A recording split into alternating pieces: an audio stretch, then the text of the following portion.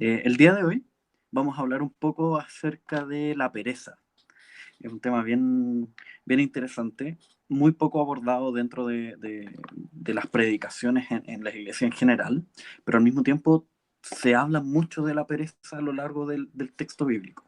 Y hoy día vamos a tratar un texto especial que es el de Segundo Libro de Samuel, capítulo 11. Segundo Libro de Samuel, capítulo 11, versículos del 1 al 17. ¿Ya? Y antes de hacer la lectura, quisiera hacer algunas aclaraciones a modo de introducción. Eh, la idea de este sermón no es apuntar con el dedo a nadie, no, para nada, para nada, muy por el contrario. Si hubiese alguien a quien apunto y que preparé en su tiempo una serie sobre la pereza precisamente por eso, porque creo que es un pecado por el cual muchos luchamos, y me incluyo dentro de ese grupo de los muchos que luchan en contra de la pereza.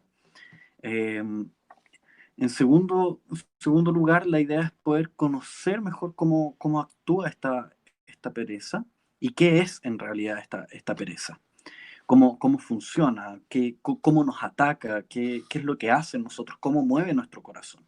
Esa es un poco la idea, poder evaluar qué es, de hecho, pereza a partir de las escrituras y no a partir de lo que dice un diccionario, no a partir de lo que nosotros creemos, no a partir de otras ideas. Entonces, por ahí va un poco la cosa. Eh,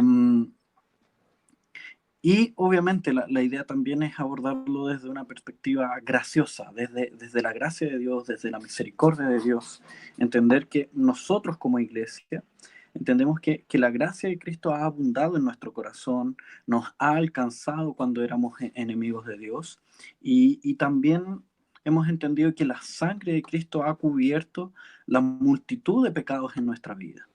Y de esta forma podemos ver la muerte en la muerte de Cristo, cómo esta muerte nos ha dado cuenta, nos ha mostrado que nuestra condición de pecado era terrible. Gracias a esa muerte nosotros nos hemos dado cuenta que nuestra condición era terrible y que no podíamos hacer nada por nosotros mismos y que necesitamos de alguien más que nos venga a abrir los ojos con relación a cada uno de nuestros pecados específicos. Muy bien.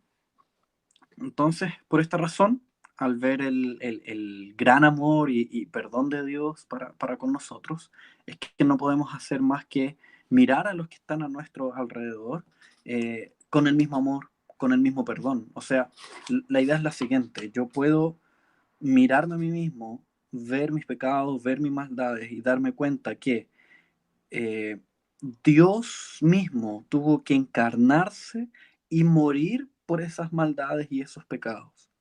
Por lo tanto, es así donde abro los ojos a una realidad. ¿Cuál es esa realidad? Que mi pecado era suficientemente grande, suficientemente elevado como para que Dios mismo se hiciera hombre y muriera por ellos. Entonces eso me lleva a poder mirar a los demás, mirar a aquellos que están a mi alrededor, mirar a los pecados de mis hermanos de una forma graciosa, de una forma misericordiosa, entendiendo que ya que ese amor abundó sobre mí siendo yo tan pecador, mi amor para mis hermanos también debe abundar y debo alcanzarlos de la misma forma graciosa y misericordiosa. Por eso quiero hablar un poco de esta pereza, tanto en nosotros como en otros, y cómo actúa, mostrar que nosotros podemos luchar contra de esa pereza, pero en la medida que lo hagamos de forma graciosa. ¿Ok? Entonces vamos a ver un poco sus consecuencias, sus ataques, su forma de funcionar. Entonces para eso vamos a leer el texto de Segundo Libro de Samuel, capítulo 11, versículos 10 al 17. ¿Ya? Es una lectura bastante extensa y les voy a pedir que acompañen con mucha atención. ¿Ya? Dice así: aconteció al año siguiente, en el tiempo que salen los reyes a la guerra, que David envió a Joab, y con él a sus siervos y a todo Israel, y destruyeron a los amonitas y sitiaron a Rabá. Pero David se quedó en Jerusalén. Y sucedió un día, al caer la tarde, que se levantó David de su lecho y se paseaba sobre el terrado de la casa real, y vio desde el terrado a una mujer que se estaba bañando, la cual era muy hermosa. Envió David a preguntar por aquella mujer, y le dijeron: aquella es Betsabé, hija de Eliam, mujer de Urías Eteo. Y envió David mensajeros, y la tomó, y vino a él, y él durmió con ella. Luego ella se purificó de su inmundicia, y se volvió a su casa. Y concibió la mujer, y envió a hacer saber a David, diciendo: estoy encinta. Entonces David envió a decir a Joab: envíame a Urías Eteo. Y Joab envió a Urías a David. Cuando Urías vino a él, David le preguntó por la salud de Joab, y por la salud del pueblo, y por el estado de la guerra. Después dijo David a Urías: descienda a tu casa, lava tus pies. Y saliendo Urías de la casa del rey, le fue enviado presente de la mesa real. Mas Urías durmió a la puerta de la casa del rey, con todos los siervos de su señor, y no descendió a su casa. E hicieron saber esto a David, diciendo: Urías no ha descendido a su casa. Y dijo David a Urías: ¿no has venido de camino? ¿Por qué, pues, no descendiste a tu casa? Y Urías respondió a David: el arca e Israel y Judá están bajo tiendas, y mi señor Joab y los siervos de mi señor en el campo. ¿Y había yo de entrar en mi casa para comer y beber y a dormir con mi mujer? Por vida tuya y por vida de tu alma, que yo no haré tal cosa. Y David dijo a Urías: quédate aquí aún hoy, y mañana te despacharé. Y se quedó Urías en Jerusalén aquel día y el siguiente. Y David lo convidó a comer y a beber con él hasta embriagarlo. Y él salió a la tarde a dormir en su cama con los siervos de su señor, mas no descendió a su casa. Venida la mañana, escribió David a Joab una carta, la cual, perdón, la cual envió por mano de Urías, y escribió en la carta diciendo: poned a Urías al frente en lo que recibo, en lo más recio de la batalla, y retiraos de él, para que sea herido y muera. Así que cuando Joab sitió la ciudad, puso a Urías en el lugar donde sabía que estaban los hombres más valientes. Y saliendo luego los de la ciudad, pelearon contra Joab, y cayeron algunos del ejército de los siervos de David, y murió también Urías Eteo. Oremos para poder pedirle al Señor que nos ayude a comprender su palabra. Amado Dios, estamos delante de ti, necesitados, Señor, de comprender tu palabra, necesitados de ti, necesitados de tu gracia, necesitados de tu Santo Espíritu para que nos ilumine y de esta forma no solo comprender tu palabra, sino que también colocarla por obra en nuestra vida, Señor. Necesitamos de ti, necesitamos de tu gracia, necesitamos de tu misericordia y tu perdón, Señor. Por favor, ayúdanos. En nombre de Cristo Jesús oramos. Amén. Muy bien. Entonces, si nosotros hiciéramos una historia de la historia que acabamos de leer, sería básicamente entender que David estaba en el tejado de su mansión, de su casa, y desde ahí ve a una mujer. Esta mujer le parece agradable a la vista, le parece muy hermosa. Es ahí donde llama a sus súbditos, les pide que averigüen quién era esta mujer. Eh, Estos súbditos vuelven, le traen las noticias de que era una mujer casada, y por lo tanto, a pesar de esas noticias, él decide poseerla, decide tenerla, la llama, eh, realiza todo lo que tiene que realizar. Luego esta mujer queda embarazada, y a partir de ahí empieza el conflicto, donde él debe hacer o inventa una manera para que el esposo de esta mujer se acueste con ella, y de esta forma pueda ser engañado y creer que ese niño que esa mujer está esperando sea de este hombre de guerra. Estos engaños no resultan, y por lo tanto David, para cubrir su pecado, decide enviar a Urías, a este hombre de guerra, a la guerra, enviarlo a un lugar donde sea obviamente que él va a morir, y por lo tanto él termina muriendo. Entonces ese es básicamente un resumen de la historia.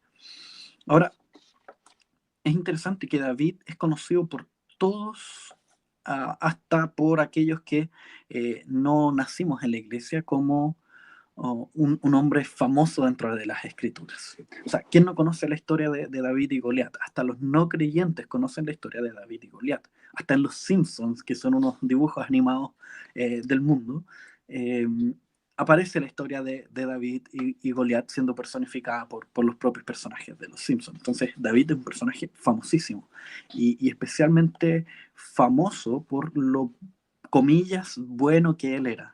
O sea, a lo largo del libro de Samuel se nos cuenta su historia, su ascensión al trono, sus grandes victorias, y se nos muestra un David como el rey conforme al corazón de Dios.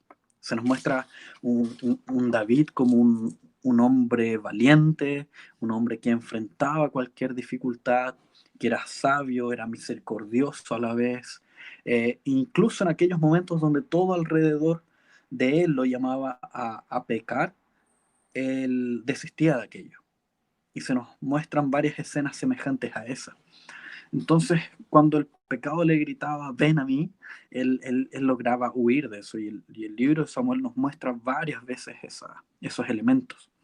Entonces, incluso se nos muestra la historia de David y Goliat, en donde él decide ir a atacar, a pesar de estar todo en contra de él.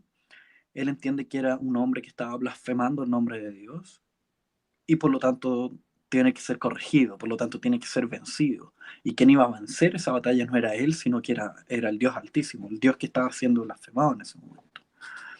Entonces, eh, además de eso, se nos presenta un David que en medio de la persecución, él perdona la vida de aquellos que lo persiguen.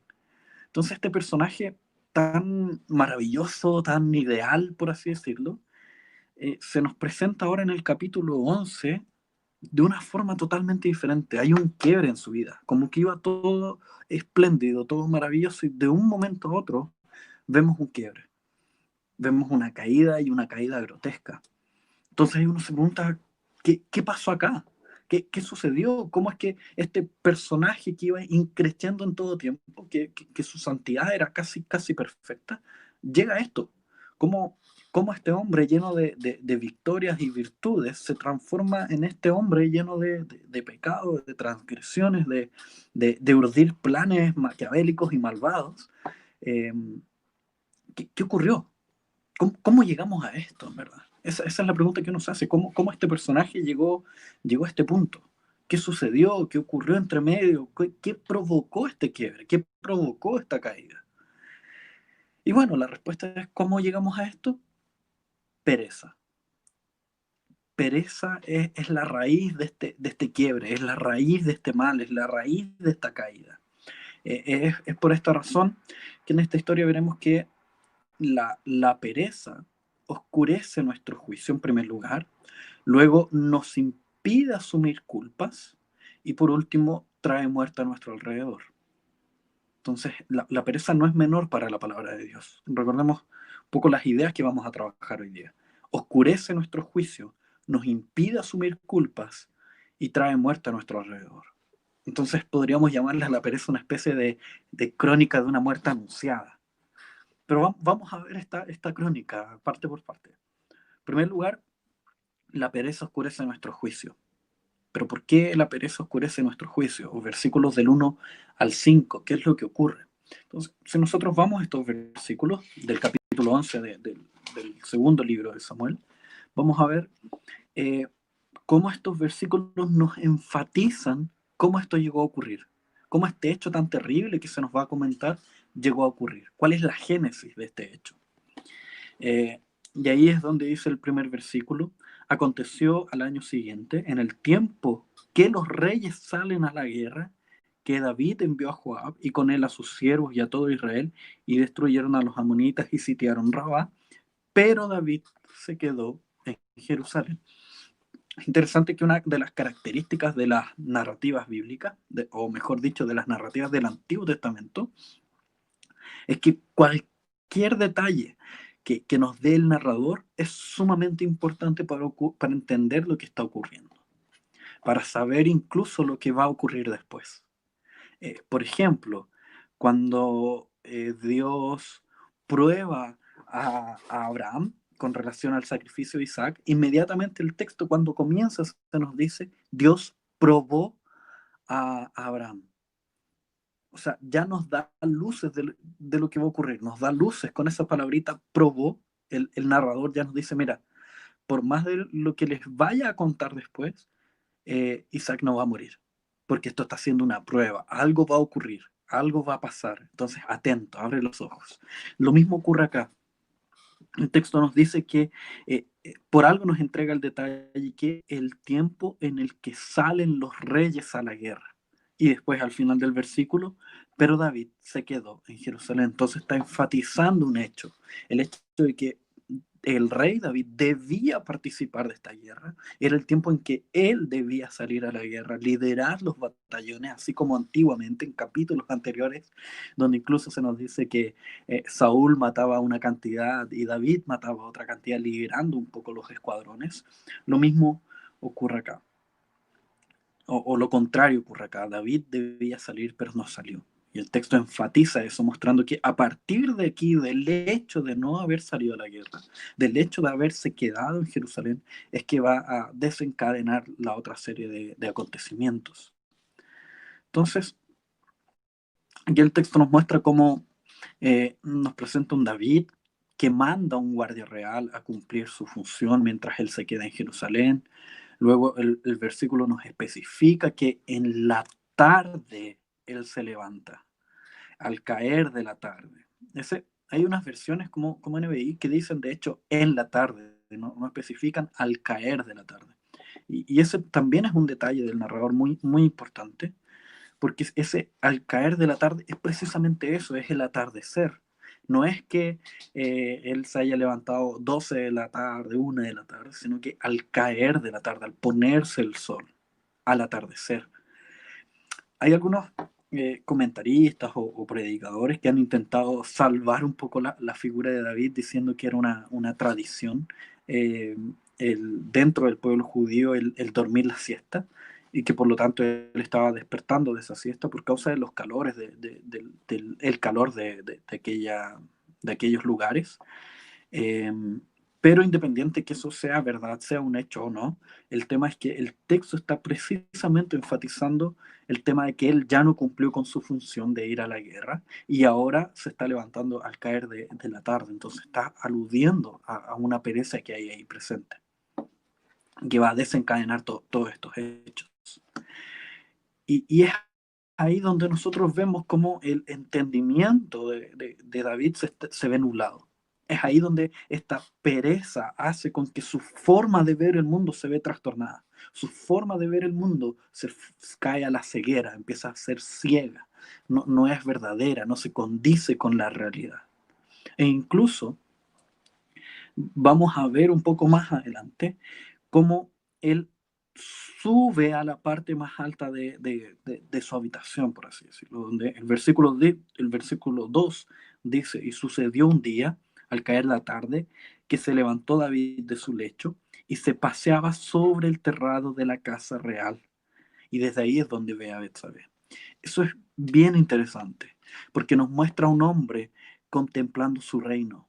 Nos muestra a un hombre que desde lo alto de su morada, él despierta, se estira y va a contemplar su reinado. En vez de estar en la guerra, eh, en ese periodo que era para ir a la guerra, él está contemplando su reinado. Entonces, fíjense cómo lo que, lo que estaba en el corazón de David, lo que a partir de esa pereza está en el corazón de David, que es que él está contemplándose a sí mismo. Él está viendo sus victorias, viendo sus grandes hechos, sus grandes conquistas. Está viéndose a sí mismo. Entonces su forma de ver el mundo se ve trastornada. Él antes veía la gloria de Dios y ahora a partir de esta pereza solo logra ver la gloria de sí mismo, ver sus posibilidades, sus capacidades, donde él es tan capaz que ya ni es necesario que él vaya a la guerra, porque hay otros que deben ir, mientras él simplemente contempla su reino. Entonces es en ese corazón trastocado por la pereza, transformado por la pereza, endurecido por la pereza, es que David ve a esta mujer y como se ve a sí mismo como el grande, el glorioso, el fantástico, él entiende que puede poseerla. Es ahí donde manda a sus súbditos a que le traigan información, le dicen que es casada y por lo tanto no debería poseerla. No era una de sus capacidades, obviamente iría en contra de la palabra de Dios, pero como su mente está tan trastornada por causa de esto, como su ego está tan levantado, él dice, no importa, no importa, da lo mismo. Yo soy quien manda aquí, yo soy quien gobierna aquí, yo soy el rey de todo esto, dejando de contemplar al Rey de Reyes. O sea, vean cómo su visión está completamente escamada, llena de escamas, completamente cegada, y solo logra verse a sí mismo. Por eso que la pereza oscurece nuestro juicio. Entonces aquí donde vemos cómo este pecado de David en verdad es crónica de una muerte anunciada, como la pereza es crónica de una muerte anunciada. Y en estos tiempos de pandemia, es fácil que nosotros podamos llegar a caer en ese tipo de actitudes. Y ojo, pereza no es solo esta idea de echarse en el living, echarse en la cama, dormir hasta tarde, a pesar de que el texto lo muestra así, es un tema espiritual. No es solo el hecho de hacer cosas o dejar de hacerlas. Tiene que ver mucho con una posición espiritual del corazón. Es aquí donde el llamado de atención a quienes luchamos contra la pereza, que esta no termina, no concluye cuando uno se levanta, no termina, no concluye cuando uno se para del sillón y sale de la televisión a hacer algo. Uno puede estar haciendo muchas cosas y siendo perezoso al mismo tiempo. ¿Por qué? Porque para las escrituras pereza no es lo mismo que para el mundo es pereza. Para la escritura la pereza es un estado espiritual en el que yo enfrío mi corazón, en el que activamente enfrío mi corazón a las verdades de Dios y al amor de Cristo y al amor a Cristo. Entonces, ojo con eso, la pereza es un estado espiritual en el que enfrío mi corazón a las verdades de Dios y al amor a Cristo. ¿Ok? Y al entender eso, vamos a pasar al siguiente paso, donde la pereza ya no es solo aquello que nubla nuestro juicio, sino que también es aquello que nos impide asumir culpas. La pereza es aquello que también nos impide asumir culpas. Versículos del 6 al 13. Vamos a hacer la lectura y después vamos a evaluar algunas cosas de estos versículos. Dice, entonces David envió a decir a Joab, envíame a Urías Eteo. Y Joab envió a Urías a David. Cuando Urías vino a él, David le preguntó por la salud de Joab y por la salud del pueblo y por el estado de la guerra. Después dijo David a Urías, desciende a tu casa y lava tus pies. Y saliendo Urías de la casa del rey, fue enviado el presente a la mesa real, mas Urías durmió a la puerta de la casa del rey con todos los siervos de su señor y no descendió a su casa. Hicieron saber esto a David, diciendo, Urías no ha descendido a su casa. Y dijo David a Urías, ¿no has venido de camino? ¿Por qué pues no descendiste a tu casa? Urías respondió a David, el arca de Israel y Judá están bajo tiendas, y mi señor Joab y los siervos de mi señor en el campo, y había yo de entrar en mi casa para comer y beber y dormir con mi mujer, por vida tuya, por vida de tu alma, que yo no haré tal cosa. Y David dijo a Urías, quédate aquí aún hoy, mañana te despacharé. Y se quedó Urías en Jerusalén aquel día y el siguiente, y David lo convidó a comer y a beber con él hasta embriagarlo, y él salió a la tarde a dormir en su cama con los siervos de su señor, mas no descendió a su casa. ¿Por qué decimos que la pereza nos impide asumir culpas? Porque en vez de el rey David haber asumido su error, aquí empieza a urdir planes para poder tapar su pecado, para poder cubrir su pecado, para poder encubrir su maldad. Es así donde vemos el siguiente paso de la pereza, donde ya no solo nuestra vista está nublada, sino que esta misma ceguera de nuestro juicio hace con que nos impida asumir culpas, asumir el error, esta idea de arrepentimiento. Entonces, El versículo 5 nos habla un poco cómo David sucumbe a la pereza, enfría su corazón a las verdades de la palabra de Dios, es nublado su juicio y cae en pecado con Betsabé y ella resulta embarazada. Y aquí David ya empieza se nos presenta desde el capítulo 11, creo yo. O sea, el David antes de los capítulos 11, antes del capítulo 11, hubiera enfrentado este pecado, creo yo. Hubiera atacado este pecado, habría confesado si es que hubiese caído de esta forma, o incluso, creo yo, que él hubiese ido a la guerra. Pero cuando David se entrega a la pereza, esta seguidilla de pecados, incluyendo el no arrepentimiento. Entonces, el texto nos muestra una serie de artimañas de David para hacer creer a todos que el bebé del hijo, el bebé que era hijo de él, que se gestaba en el vientre de Betsabé, era hijo de Urías.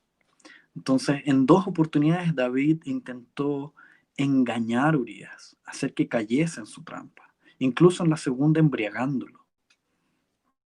En la primera lo envía a su casa y todo lo demás, y en la segunda lo emborracha. Y resulta interesante que si nosotros leemos hacia atrás el texto bíblico, leemos capítulos anteriores, eh, es el mismo David quien había dictado, había dictaminado que en los tiempos de guerra, los varones del ejército debían abstenerse de sus relaciones maritales. Y es el mismo David quien quiebra esa ley porque estaban en tiempo de guerra. Él primero se entrega en una relación, obviamente no marital. Y más encima, él urde, hace artimañas, él crea un plan para que uno de sus siervos, uno de aquellos que está en el ejército, uno de sus generales, de sus combatientes, por así decirlo, cayera en esta ley que él mismo había creado. Entonces vemos cómo David incluso está ciego a las propias leyes que él había hecho, a las propias leyes que él había establecido, a los propios decretos que él había hecho como rey.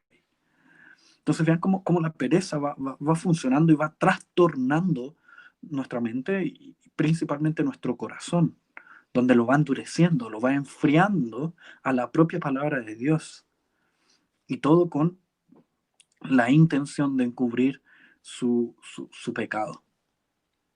Entonces, la pereza básicamente nos transforma en aquellos niños que dicen que no rayaron la pared, pero están con el plumón en la mano y con sus manos todas rayadas también. Entonces, nos torna aquellos niños incapaces de asumir culpas, de asumir pecados, de asumir las propias consecuencias de nuestros errores. Es triste esto, es triste porque la pereza es terrible, porque niega tanto la obra del Espíritu Santo como la gracia, ya que si el Espíritu Santo mora en nosotros, entonces el arrepentimiento también está ahí. Y si nosotros negamos ese arrepentimiento, entonces estamos negando la propia obra del Espíritu Santo en nosotros. Y también, en consecuencia, negamos la propia gracia y perdón de Cristo. Cuando nosotros encubrimos nuestros pecados, y que muchas veces lo hacemos, lo que hacemos básicamente es no confiar y no creer en que tengamos un Dios gracioso, tengamos un Cristo que se ha entregado, un Cristo que nos ha perdonado, un Cristo que ha derramado gracia sobre nosotros. Entonces, vean lo terrible que es esta pereza, lo terrible que es esta ceguera, lo profunda que es esta ceguera, lo grande que son las cataratas que han creado en nuestros ojos. Por eso es necesario poder estudiar lo que dice la palabra de Dios sobre la pereza. Porque ella no solo nos impide, no solo nos ciega a tal punto que nos impide asumir culpas, sino que también nos ciega al punto de traer muerte a nosotros y a nuestro alrededor. Entonces, en primer lugar, la pereza nos engullece, nubla nuestro juicio. En segundo lugar, nos impide asumir culpas. Y en tercer lugar, trae muerte a nuestro alrededor. Dije al principio que la pereza es crónica de una muerte anunciada. Es el comienzo, son las primeras palabras de este narrador en este texto, mostrando que algo terrible se viene a partir de esta pereza. Y la muerte, y es esta muerte la que vemos en los versículos 14 al 16. Una vez que el plan de David para encubrir, para ocultar su pecado, eh, se ve completamente deshecho, ya que se encuentra con alguien que sí sigue las normas de Dios, alguien que sí fue a la guerra en este caso, alguien que sí sigue las normas de su rey, alguien que está en conformidad a la palabra y por lo tanto no va a caer, no va a pecar. Entonces, la la obligación de este corazón endurecido de provocar su muerte. Y, y ya estamos delante de un David que no es el mismo David de antes, que no es aquel David que decía, Señor, si subo a los cielos, ahí estás tú, si establezco mi lecho en el fondo del abismo, ahí también estás, como dice el Salmo 139. Ya no es el David que dice, Señor, todos los reyes de la tierra te alabarán y al escuchar tu palabra, o sea, no es un David que está completamente alicerzado en la palabra de Dios, es un David que está completamente nublado, completamente ciego a la verdad de Dios, sino que es el David que sube a la azotea, mira la extensión de su reino y se ve solamente a sí mismo, ve su fuerza, ve su poder, ve que él todo lo puede hacer. Ese es el David. Por lo tanto, las acciones de ese David son completamente entendibles en este momento, puesto que ya no estamos delante de aquel varón que se nos dice que tiene un corazón según Dios, conforme a Dios. Estamos delante de un David enseguecido. Entonces, es este el David el que decide matar a Urías para que sus propios deseos perezosos se vean satisfechos. Y resulta interesante observar que cuando nosotros eh, recordamos la historia, simplemente entendemos que lo puso en la primera línea de batalla y todo lo demás, y que ahí ocurrió lo que tenía que ocurrir. Pero resulta que el texto, después de lo que del trecho que nosotros leímos, si nosotros seguimos leyendo con más atención, nos vamos a dar cuenta que David no solo lo colocó en la primera línea de batalla, sino que también hizo con que su general tomara una estrategia de guerra que era absolutamente absurda, que era absolutamente ridícula, que eso va a generar la muerte de muchos soldados y obviamente la pérdida de una batalla. Y esa estrategia de guerra, cuando se le comunica a David, David se vuelve loco y dice, ¿cómo pueden haber hecho todo tan absurdo? ¿Cómo tan ridículo? De hecho, el mensajero que iba a contar lo que había ocurrido también se da cuenta de lo ridículo que es. O sea, un simple mensajero se da cuenta de lo ridícula que es la estrategia de batalla. Pero es ahí donde este mensajero le comunica que Urías fue uno de los que llegaron a fallecer. Y por esa razón David nuevamente vuelve a cubrir sus ojos con su pecado, con su pereza. Y, y enfrenta esta situación de otra forma. Dice, ok, no hay ningún problema. Porque se han cumplido mis deseos pecaminosos, se han cumplido los anhelos de mi corazón, se han cumplido los anhelos de este corazón endurecido. Entonces es ahí donde hay problemas, donde lo que parecía problemático de pronto llega a ser lo correcto. ¿Por qué? Porque estamos delante de un corazón endurecido y que nuestro corazón no funciona tan diferente a ese corazón. Entonces la pereza no es un pecado que actúe en soledad, no es un pecado que nosotros podamos decir, no importa, me afecta solamente a mí, no hay ningún problema. La pereza es un pecado comunitario, por así decirlo. Es un pecado que afecta a los que están a mi alrededor. Y no solo afecta a mi familia, sino que también a mi comunidad de fe. O sea, es un pecado que trae muerte y no solo muerte a mí, sino que también muerte a mis familiares, mis seres queridos y también trae muerte a mi comunidad de fe, a mi iglesia, puesto que endurece nuestro corazón. La pereza no es algo que se quede en el sofá, como decíamos delante, es un estado espiritual que endurece nuestro corazón. Y a partir de ahí enfrentamos la vida con un corazón endurecido. Entonces, todas las áreas de nuestra vida las vemos de una forma ciega, de una forma nublada. Nuestra toma de decisiones en cualquier área va a ser afectada por nuestra pereza.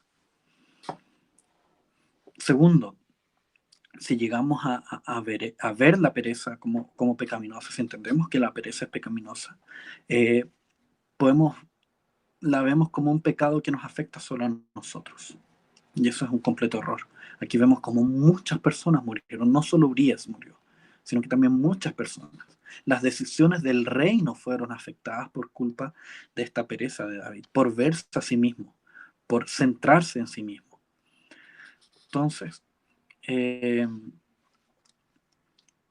entonces es ahí donde vemos que podemos perder tiempo en varias situaciones, en varias cosas, incluso en trabajo.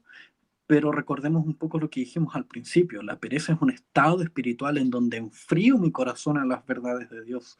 Entonces ya mi vida la empiezo a vivir sin las verdades de Dios. Es esa la pereza. El enfriar nuestra vida a mis deberes para con mi familia. Mis deberes de disfrutar de esta gloria de Dios con mi familia. Es enfriar mi corazón a las realidades y a mis deberes en conformidad a mi comunidad de fe, en conformidad a mi iglesia, en mi aplicación de los dones delante de esa comunidad. Y así con todos aquellos que están a mi alrededor. Entonces, en vez de edificar mi corazón en la palabra de Dios, en vez de edificar mi vida en las bendiciones de Dios, nosotros empezamos a eliminar esas cosas de nuestra vida. Y en vez de asumir responsabilidades en nuestras manos, hemos decidido entregarnos a la pereza y traer muerte a nuestro alrededor. Es así como va actuando de forma silenciosa. Ahora, una pregunta práctica, por así decirlo. Muchas veces nosotros podemos estar en la duda de si estamos cayendo en ese pecado o no. Entonces sale la pregunta, ¿quieres saber si la pereza afecta a los que están a tu alrededor o no? Simple, busca una oportunidad de sinceridad delante de Dios con algún ser querido, con un hermano, con un pariente cercano, un padre, una madre, o incluso con tu cónyuge. Y pregúntale,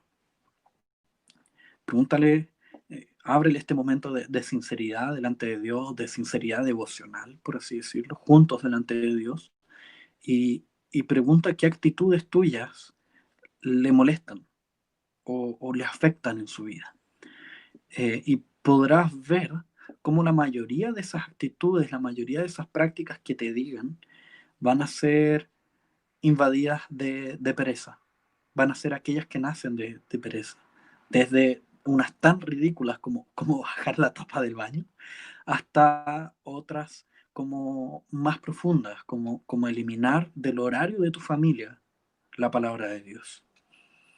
Entonces, en conclusión, la pereza oscurece nuestro juicio, porque David conoce las verdades de la palabra, pero la pereza nubla su visión, endurece su corazón y trae locura a sus pasos.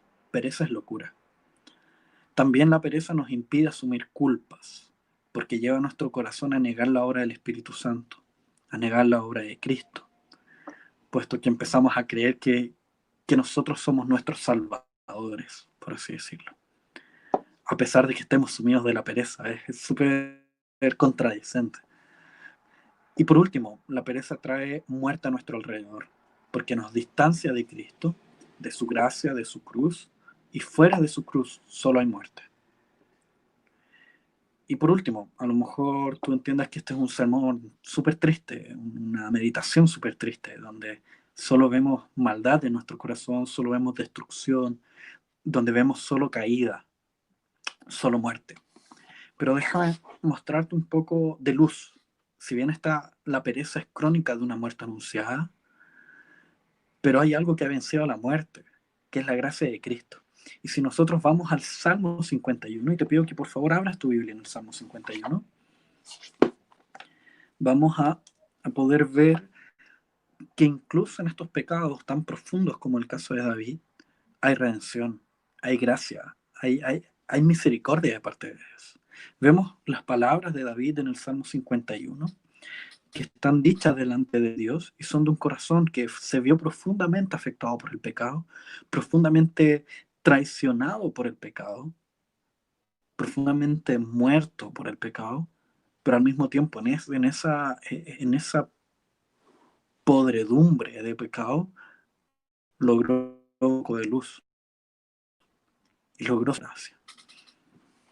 Entonces te invito a leer el Salmo 51, que dice así: ten piedad de mí, oh Dios, conforme a tu misericordia, conforme a la multitud de tus piedades, borra mis rebeliones, lávame más y más de mi maldad y límpiame de mi pecado, porque yo reconozco mis rebeliones y mi pecado está siempre delante de mí. Interesante, aquel que estaba nublado, completamente ciego, ahora puede ver, ahora puede ver sus rebeliones, puede ver su pecado que está delante de él.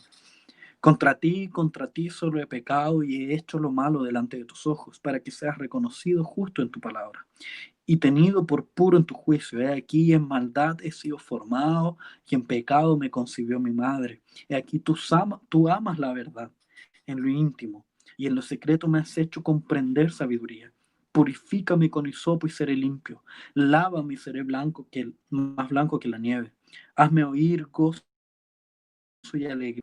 Recrearán los huesos que has abatido. Entonces vean cómo este pecado que trajo muerte, ahora este mismo David, este mismo hombre afectado por esa muerte, logra ver una luz de esperanza, logra ver un poco de vida, logra ver alegría.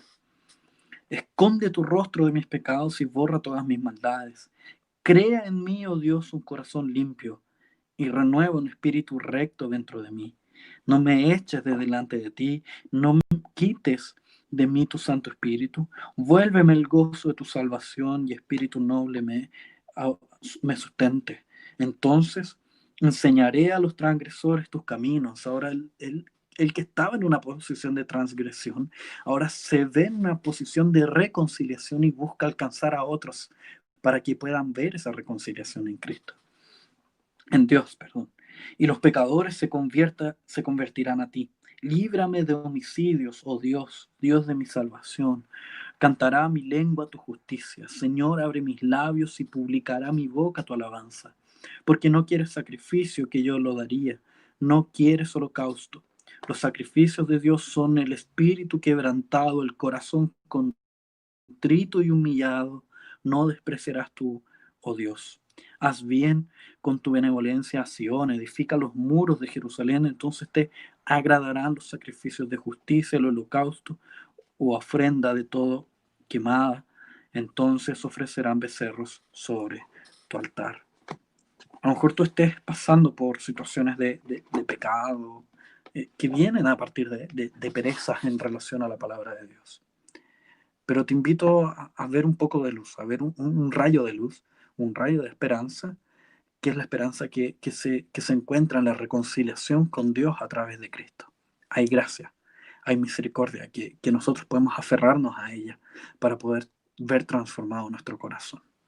Entonces te invito a orar para solicitar a Dios esa gracia, esa misericordia, para tener un corazón transformado y renovado. Oremos.